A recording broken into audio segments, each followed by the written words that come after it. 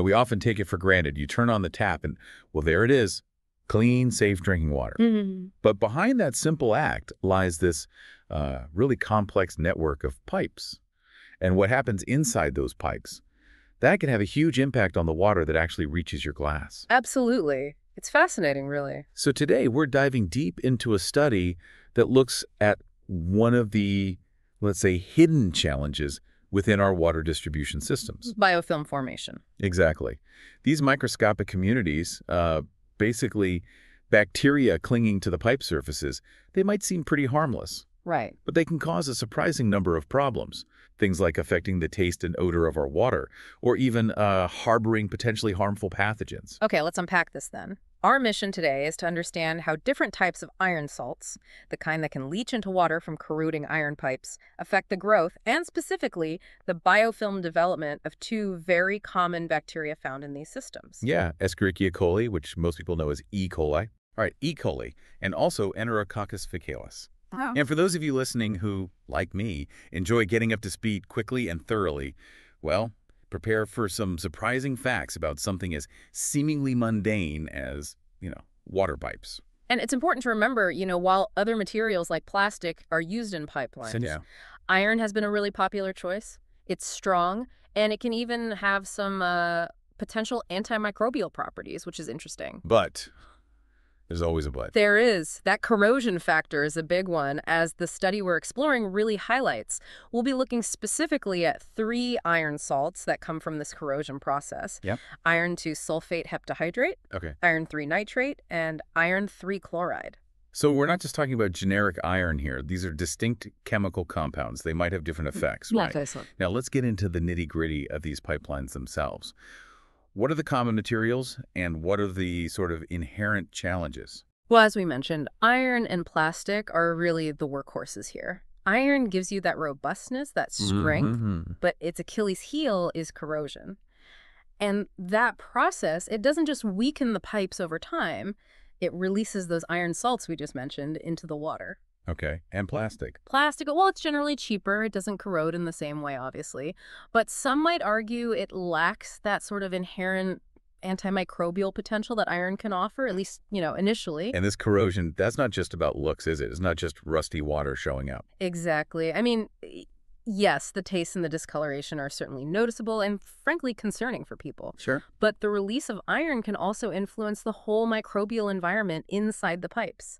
And this brings us right back to our main topic, biofilm formation. Right. E. coli and E. faecalis are frequently found in these biofilms, especially in areas where there's been fecal contamination, which unfortunately, can sometimes happen in water systems. So these biofilms are like tiny microscopic cities clinging to the pipe walls. What kind of trouble do they actually cause? Beyond just being a bit slimy, I suppose. Well, these cities can become quite problematic. For one, they can shield harmful pathogens, sometimes even antibiotic-resistant ones, making them much harder to get rid of with standard treatments. Oh, wow. Okay. They can also restrict water flow. That means lower efficiency, higher energy costs for pumping. Right. And maybe most concerning in the long run, the metabolic activities within the biofilms can actually speed up the corrosion of metal pipes. So it's like a vicious cycle then. It really is, yeah. They're almost eating away at their own home, so to speak. Huh. Now, the study we're looking at really zeroes in on the impact of those specific iron salts on these biofilms. What exactly were the researchers trying to figure out? And, how did they do it in a way we can understand without needing a PhD in microbiology? Good question. The core aim was pretty clear.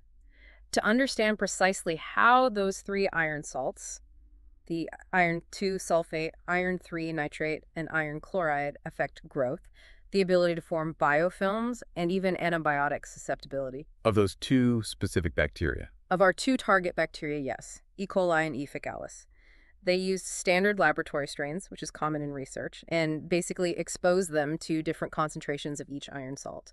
So like a controlled experiment in the lab. Makes sense. What kind of things were they measuring? How do you measure biofilm? They used a few key methods. To see the general antibacterial effect, they looked at something called zones of inhibition. Okay. That's basically areas around a sample of the iron salt where the bacteria just couldn't grow, clear zones.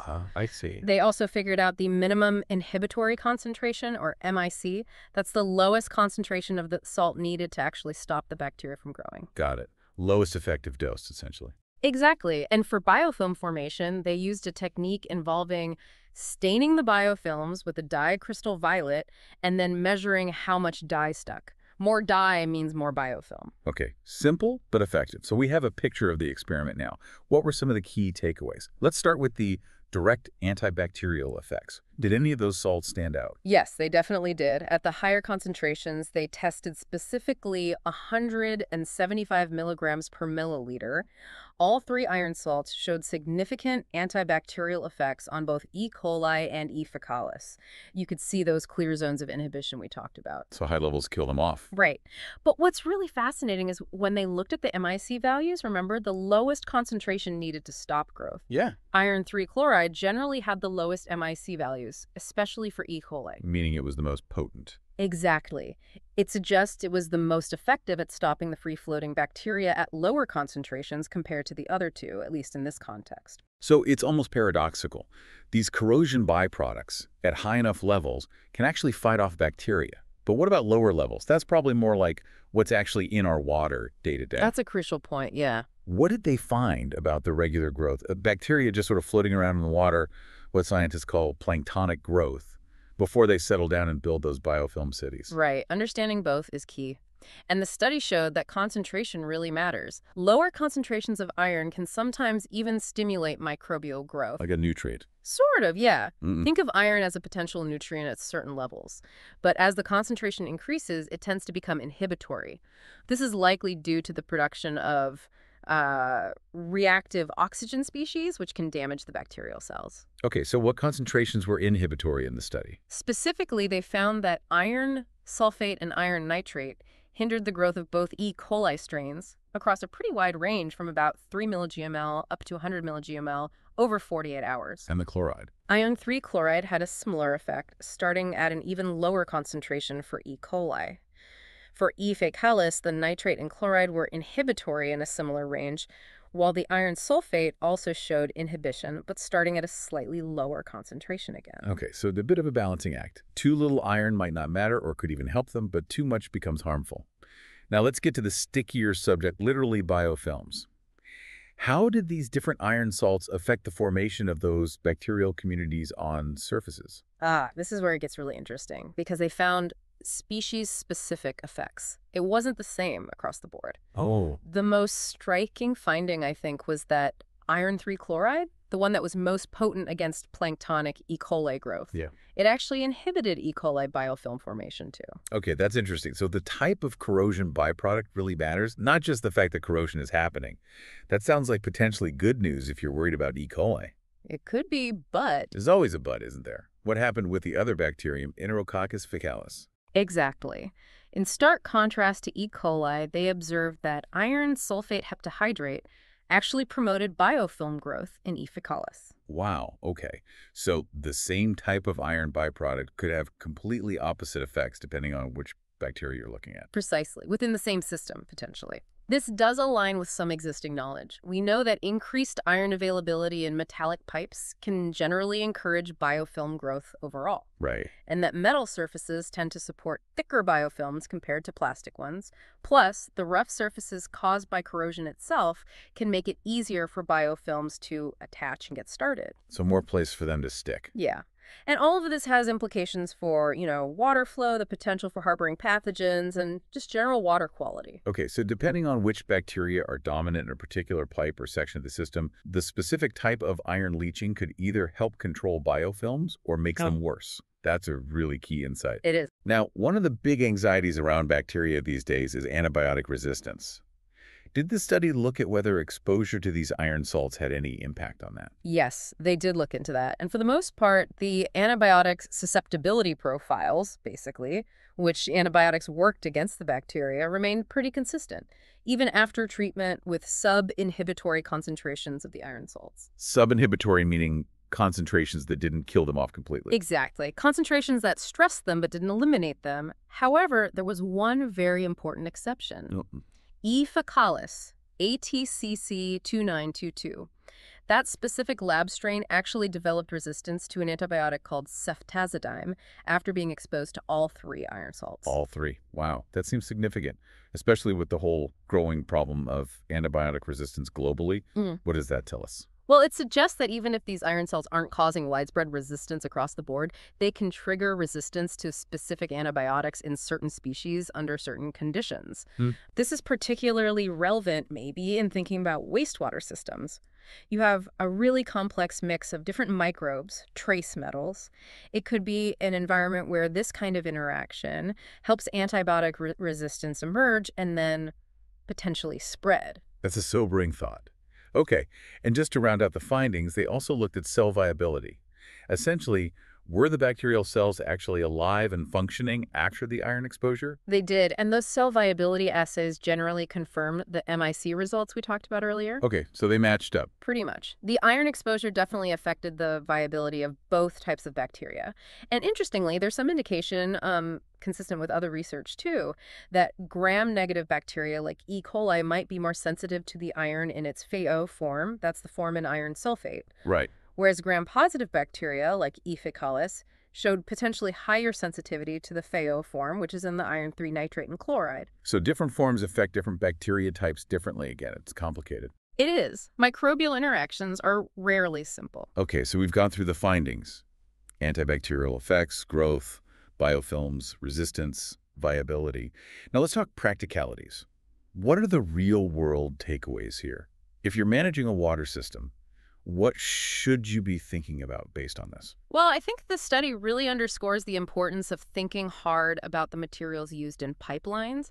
How might they interact with the microbial environment over time? So maybe selecting materials that minimize iron leaching in the first place. That could be a key strategy, yes. Furthermore, maybe regularly monitoring the concentrations of different iron salts in the water could provide an early warning sign for potential biofilm issues. Like a diagnostic tool. Potentially, yeah. And ultimately, these kinds of insights could, eventually inform water management policies and treatment strategies specifically aimed at preventing or mitigating these biofilm-related problems. It definitely sounds like something water treatment facilities, infrastructure planners, engineers designing these systems really need to be aware of. Now, no study is perfect, right? What were some of the limitations here that we should keep in mind? That's right. And the researchers themselves acknowledged this. They used specific laboratory strains of E. coli and E. faecalis. Right, not wild bacteria from an actual pipe. Exactly. Real-world pipeline systems are vastly more complex. You've got diverse communities of many different microorganisms all interacting, plus fluctuating conditions, temperature changes, water flow variations, different water chemistry. So while these lab findings are definitely valuable pieces of the puzzle, They're not the whole picture. they might not perfectly reflect everything that happens out there in a live dynamic system. No. Okay, so more research needed to bridge that gap between the lab and, well, the tap. What kind of future studies do the researchers suggest are needed? They really emphasize the need for future work under more dynamic real-world conditions, trying to simulate pipeline environments more closely. Makes sense. And they also highlight the importance of exploring, advanced pipeline materials or maybe coatings, things that can effectively and crucially cost-effectively prevent biofilm formation in the first place. The search for better materials continues. Okay, so to bring it all together then, Yeah. what's the main message you'd want someone listening to take away from this deep dive into iron salts and bacteria in our water pipes? I think the crucial takeaway is that the specific type of iron salt matters. The ones that end up in our water because of pipe corrosion can have very different, sometimes even opposite effects on common bacteria like E. coli and E. faecalis. And this affects. This influences their ability to grow, their ability to form those problematic biofilms, and potentially, as we saw, even their resistance to certain antibiotics. It's not just iron, it's which iron compound. And why should you, the listener, care about all this seemingly microscopic drama happening inside miles of hidden pipes? Because, well, understanding these complex interactions is pretty fundamental to ensuring we continue to get safe, clean drinking water, and also to maintaining the integrity, the longevity of our essential water infrastructure. What happens at this tiny microbial level has very real, very tangible consequences for public health and the environment. Like a powerful reminder. Even the things we don't see can have a profound impact on our daily lives. So here's a final thought to leave you with. Considering these findings, how might the materials we use in our water infrastructure need to evolve? How can we better safeguard public health against these microbial challenges, knowing that pipe corrosion is, to some extent, inevitable? What questions does this deep dive raise for you about the unseen world flowing through our water systems? It's definitely given me a lot to think about.